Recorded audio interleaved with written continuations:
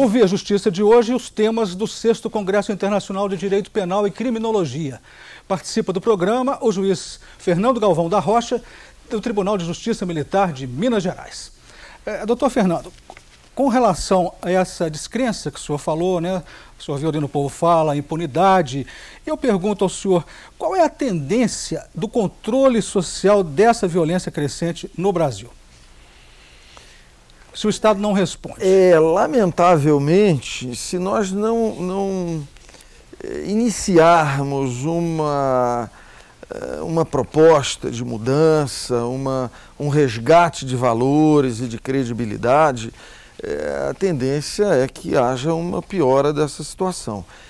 Nós estávamos até conversando no intervalo, vejam que ponto crítico nós chegamos quando o próprio agente do Estado desacredita na possibilidade do Estado dar respostas. Então, o policial não acredita no trabalho da justiça, a justiça acaba, os agentes, né, da justiça acabam não acreditando muito no seu trabalho. Aquilo gera um desânimo que, claro, vai repercutir efeitos nos resultados, não é? Se nós temos na ponta um policial que pensa, mas por que eu vou trabalhar? Por que eu vou prender? Se logo em seguida esse moço está solto, não tem consequência. Então nós estamos, de certa forma, banalizando não só a violência, que passa a ser aceita como um fato normal, como o próprio trabalho. O trabalho deixa de ser importante porque ele não tem uma consequência ou um efeito que gere, primeiro, satisfação em quem o realize, depois reconhecimento no destinatário. Mas o senhor acha, então, que o Brasil está vivendo esse desânimo por parte dos agentes? Eu tenho, lamentavelmente, essa sensação. E aí nós precisamos trabalhar para resgatar esses valores, não é, que movimentam o Estado em torno de um ideal de prestar serviços, não de apenas se beneficiar individualmente de uma ou outra posição que se ocupe. O ex-prefeito de Nova York, Rudolph Giuliani, participou do Congresso Internacional de Criminologia em Belo Horizonte. Ele adotou a política de tolerância zero e conseguiu reduzir os índices de crime na maior cidade do mundo. Mas como executar a tolerância zero? Giuliani explica. The first thing I would do if I were mayor is put the CompStat system into effect. Se eu fosse o prefeito aqui, eu ia fazer com que o sistema primeiro viesse a funcionar. Before you can solve a problem, you have to understand it. É um senso comum que antes de você resolver o problema, você tem que entender o problema. And the CompStat program, which stands for Computer Statistics. E eu tenho um programa de estatísticas de computador. Very carefully measures crime. Que mede o crime de maneira criteriosa. Particularly homicide. Especialmente homicídios. And it measures it in every part of the city. It shows you where it's taking place. It shows you where it's going up, where it's going down. It allows you to see where your police were, why they didn't prevent it. Então, você mede o crime onde ele está acontecendo, onde ele vai acontecer, como a polícia tem trabalhado.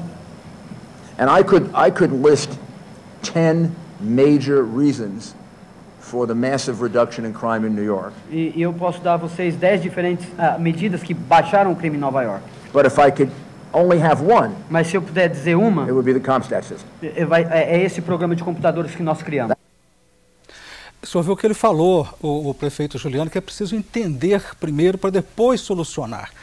O senhor acha que o Brasil, as autoridades nessa área de segurança entendem ou não entendem para solucionar? Fazer generalizações é sempre muito perigoso e até injusto, né? Eu acredito que muitas se dediquem efetivamente com compromisso a entender esse fenômeno que é complexo. E é possível que haja divergência de interpretação com relação a essas causas e as questões mais importantes.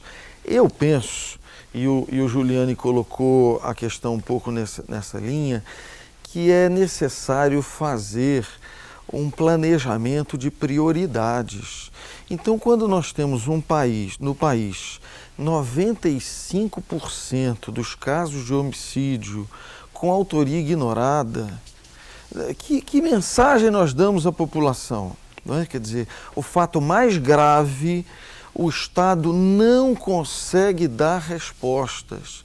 Então, o desdobramento dessa grave sinalização me parece que vai, então, repercutir efeitos sobre todas as outras questões. A questão importante da corrupção, nós não damos resposta apropriada.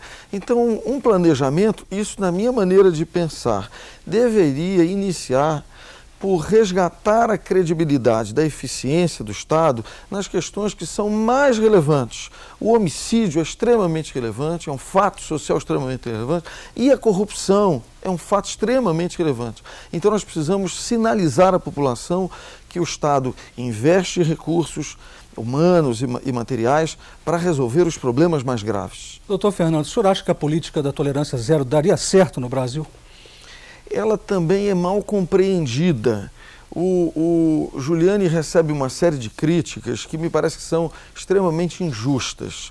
No Congresso, um professor, até de um outro país, eu prefiro não citar o nome, diz assim, simplificando, o Giuliani está de parabéns, conseguiu encher as prisões americanas de negros e pobres.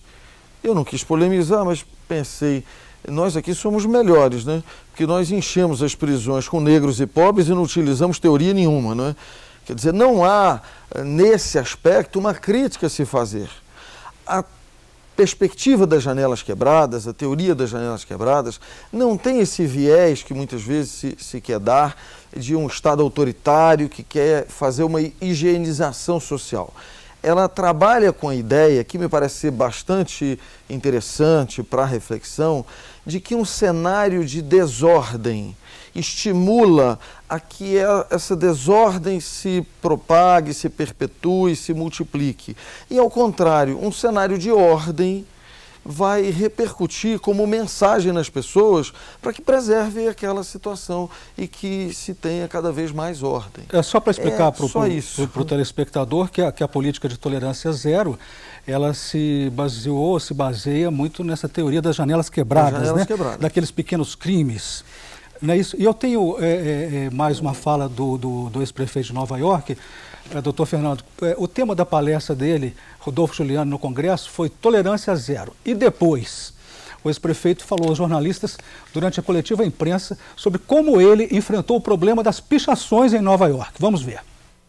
Arrested the people who did it. Nós começamos a prender os que faziam as pichações. And the very first thing we sentenced them to was cleaning up graffiti. Então a sentença primeira foi: vocês vão limpar tudo que vocês picharam. We didn't put them in jail. Não colocamos na cadeia. We gave them a month of cleaning up graffiti, or Nós 2 months demos of cleaning up mês graffiti. ou dois para limpar todas as pichações. Now, if they continue to do it, Se eles continuassem fazendo, then we put them in prison. aí nós vamos colocar na prisão. But we were able to eliminate a lot of it by setting up this squad that went out and cleaned up the graffiti. Então aí nós eliminamos bastante, que colocavam muitos juntos e faziam limpar a sometimes you cidade. have to look for creative solutions that doesn't always involve, putting somebody in jail. Então você tem que achar soluções criativas que não sejam simplesmente colocar na prisão. And I do believe people can reform themselves. E eu acredito que as pessoas podem I've seen a lot mudar. of O Via Justiça faz agora mais um intervalo e voltamos em seguida com o bloco final do programa.